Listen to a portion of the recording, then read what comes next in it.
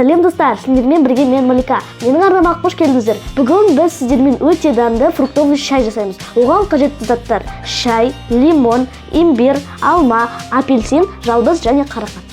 Енді бәрін шайнегімізге салып аламыз. Бірінші шай. Бізде шай қара шай, жалбыз, лимон,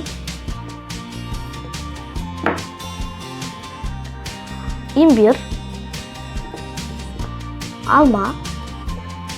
Достар, сіздер кез келген жемістен шай жасасаңыздар болады.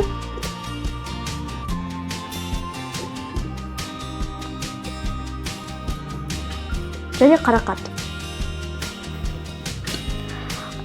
Бізде қарақат морозиліктен алынған. Сіздер қарақатты көп қоссаңыздар, оның түсі әдемі болады. Енді ыстық су қоямыз.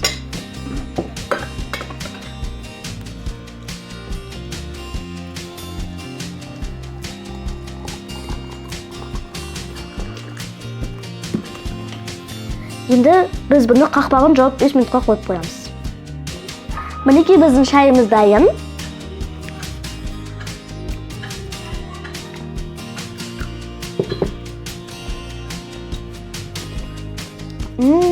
Қарақаттың дәмі күшті болып шығып тұр.